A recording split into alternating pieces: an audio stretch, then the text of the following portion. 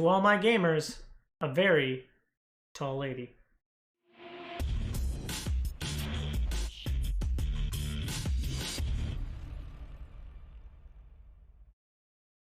What up, viewers? What up, what up? Calc Soups here, and today is Friday, May 7th, and that means it's time for a quick recap of the week in video game news.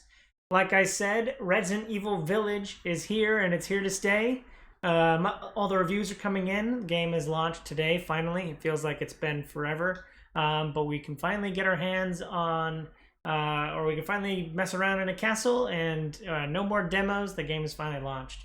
So I'm very excited about this game. I've been looking forward to it for a very long time.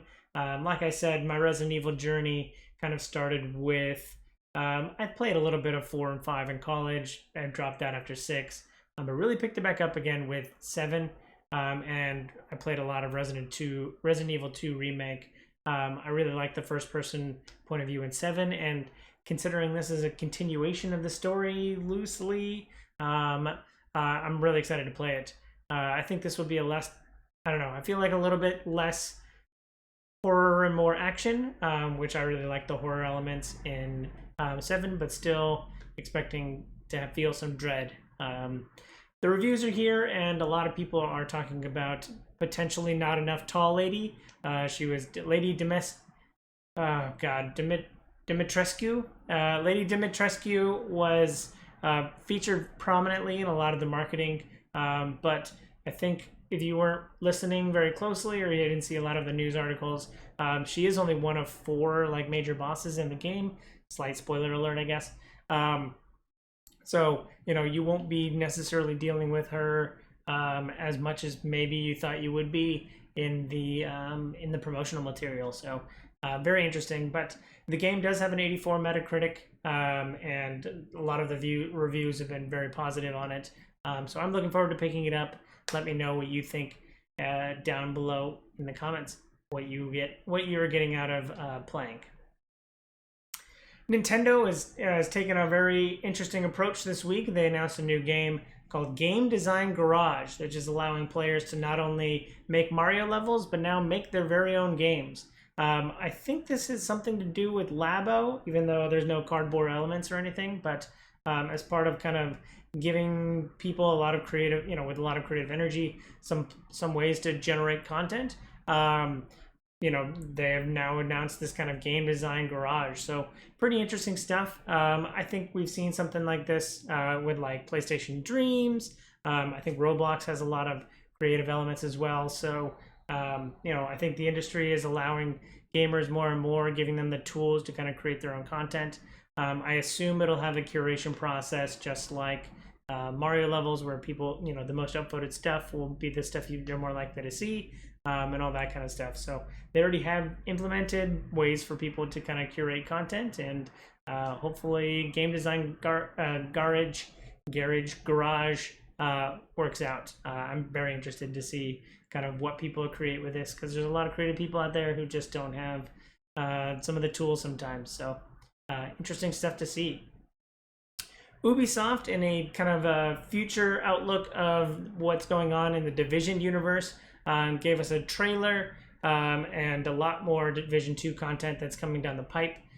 There's content coming to the game, so more DLC coming out.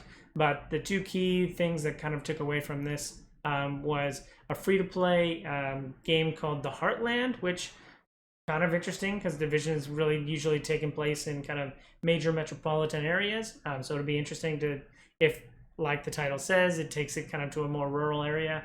It makes it really interesting what is happening kind of in those rural areas. Does the disease reach out that far? Has it affected everybody? What does the Division membership look like out there? So I am kind of interested based on the title. They're also bringing the Division to mobile, so I wonder how they're going to do third-person cover shooter on mobile, but I definitely could see a world where that works. So interested to see more there. Back 4 Blood, the spiritual successor for Left 4 Dead, has a new trailer this week talking about the game director. So anybody who played the demo, you got to see a little bit of what their like roguelike card system would be like. How you'll get cards to make your deck, and every time you get through a new checkpoint, you can get another card pulled from your deck, and then that is how your character kind of gets powered up over time. And the reverse is actually happening as well. The AI director is kind of telling people or is kind of creating content as it goes. So you get a randomized experience, which is pretty fun. Keeps a game like Back 4 Blood lively, and gives it a lot of randomized encounters to make it more and more exciting, as well as I don't know, keeps it fresh. It definitely, and it could, it does, however, kind of create the frustration sometimes where you get randomly stuck into something that's just obscenely difficult, which we happened to hit a couple times when we were playing the demo. So, but for every card that you get in the game, the director also gets a card, and those are all randomized. And sometimes you get swarmed, and sometimes you get a big bad, and other times you get loot or something good. So it'd be interesting to see kind of how that plays out. And they kind of confirmed at the end, reconfirmed at the end the release date of October 12th. So definitely looking forward to playing that this October. The Apple v Epic case went live this week. Starting on Monday, the case is now available. You can actually listen in on it. I'll have a link down in the description to potentially how you can listen in, and we're getting a lot. There's a lot of dirty underwear being kind of waved around out there. We're getting a lot of numbers, a lot of facts and figures that we wouldn't quite get.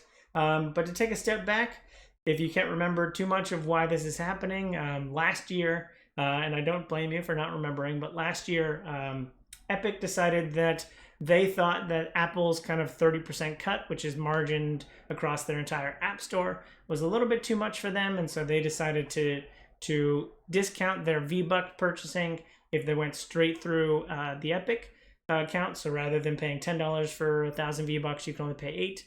And they did this on Google as well, but I don't think it quite got as much attention as it did. Because of this, Apple said, you didn't obey our terms of service, so we're removing Fortnite from the App Store, which was a big deal. So then they started up this whole lawsuit and kind of threw accusations back and forth, and it's actually come to trial. So they're estimating the trial should take 2 to 3 weeks.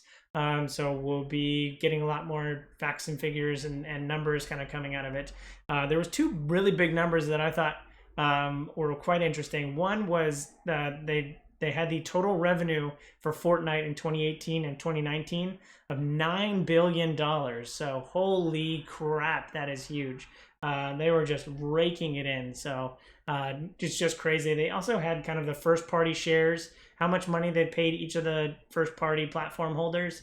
And then using that, you could probably scale that up to how much they made across each of the different platforms. Another fact and figure that I thought was really interesting was how much money Epic is paying for those exclusives. Still pursuing more and more exclusives on their platform. So you can imagine that number going up, but they've already paid $1 billion in exclusivity, which is crazy. And 120 or so million of that was just for the Borderlands 6 months exclusivity for PC. So they're, again, still paying for more and more exclusives. And this is definitely taking its toll. I mean, but compared to the $9 billion they raked in 2 years for Fortnite, that seems like they have that kind of money to throw around. But we're getting a lot of interesting stuff. I'm curious to kind of see what the outcome of this will be, whether or not, Apple has somehow cornered the market on iPhone apps stores, and whether or not that holds any weight in court. So it'll be interesting to see.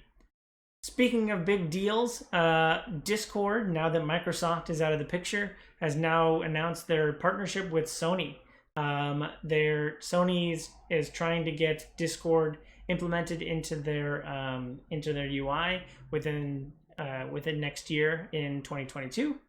And I'm really hoping for like a UI fix or overhaul, or I don't think it'll just transfer over wholesale.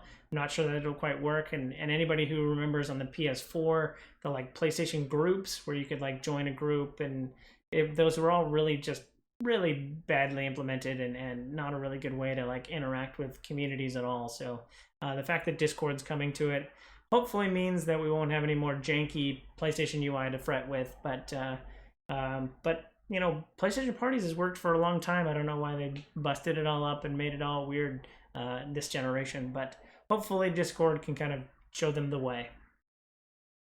Destiny has a new figurehead in the Baby Fallen.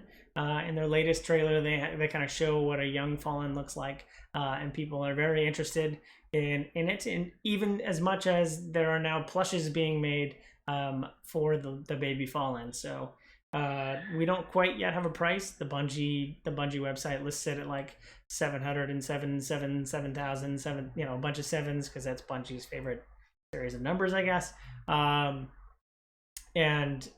So we don't yet know a price, but you can see a cute and cuddly Fallen for all those Destiny fans out there. So looking forward to potentially seeing how much that costs, and whether or not Baby Fallen can replace Baby Yoda on the kind of cuteness throne. So looking forward to seeing more about that. Among Us is getting a physical collector's edition. Very interesting for PC. The pre-orders are available in next week on May 11th. And they'll actually become available for purchase on 6/27. So I think it comes with like a really cool red steelbook case. It comes with like a nice, funny enough like meeting button, which I think would be actually pretty interesting to have somewhere around an office somewhere. A couple other pins and like a map and stuff like that. So all the typical stuff. A soundtrack of just like, you know, the weird music that goes on in the background while you're playing Among Us. So interesting stuff. I always like kind of taking digital games and giving them physical releases. So this one looked pretty cool. So I thought I'd share it with you.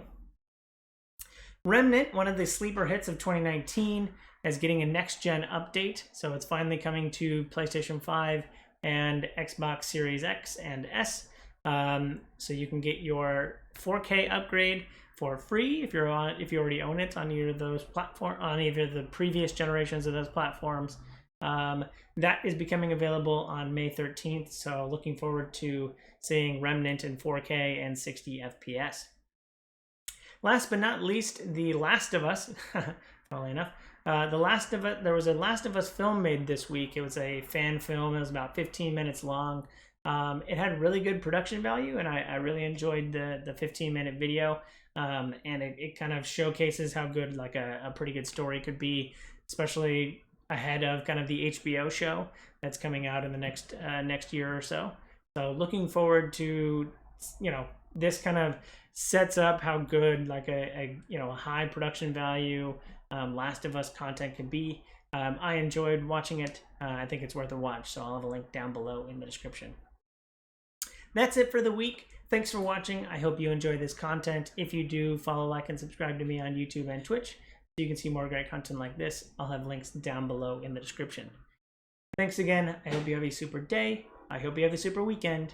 And I hope you have a super day. Bye!